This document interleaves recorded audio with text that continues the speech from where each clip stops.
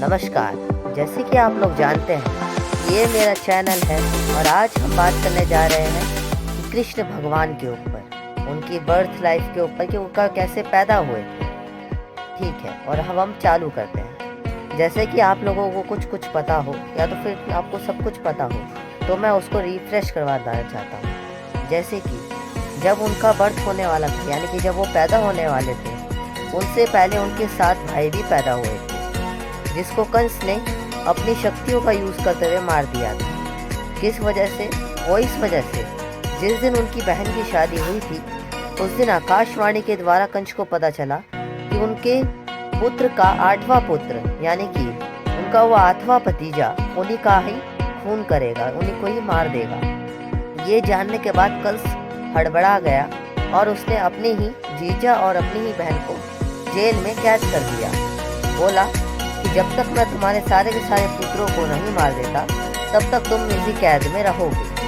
और जब आठवें कृष्ण जी का समय आया, तब तक उनके जो दोस्त थे नंदलाल, क्योंकि वो एक अलग गांव में रहते थे, उनका अलग ही अपना एक गांव था, वहाँ का वो मुखिया थे।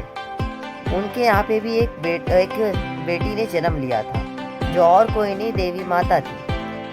जब कृष्ण भगवान का जन्म होने वाला था, तभी एक अचानक से रोशनी आई और सारे के सारे पहरेदार जो उस दरवाजे के सामने बैठे रहते थे, अपने आप ही सो गए।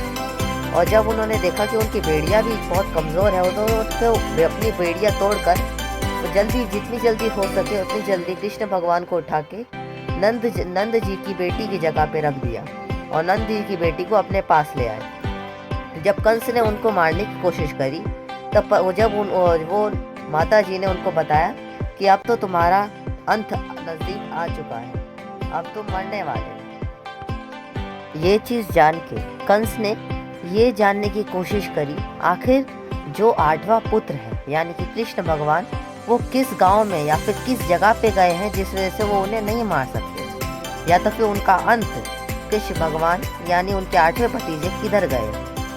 अभी हम उनके रास्ते में आने वाली अर्चनाओं के बारे में बात करेंगे। जैसे कि जब कृष्ण भगवान को उनके पिता नंद जी के पास लेके जा रहे थे, तब बीच में क्या क्या अर्चना आई और कौन कौन कृष्ण भगवान के लिए उनके जन्मदिन की मुबारक देने के लिए आया था।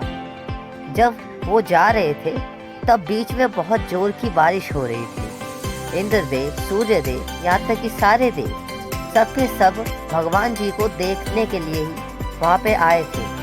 उनकी त्वचा बहुत खूबसूरत थी। जब वो जा रहे थे, तब वो गंगा रिवर को पार कर रहे थे, गंगा नदी को पार कर रहे थे। गंगा माता ने भी उनके पैर को छूने की कोशिश करी, जो उनके पिता को काफ़ी तकलीफ दे रही थी चलने में। और जो बारिश थी वो भी काफ़ी तेज हो रही थी। तभी नारायण जी के सांप जिस पे वो लेटते हैं और जिस पे वो आराम करते हैं, वो सांप उनकी बारिश से बचने की मदद कर रहा था। जब वो उस रिवर को, गंगा माँ को पार कर रहे थे, तब उनके ऊपर कई फूल बरसाए गए।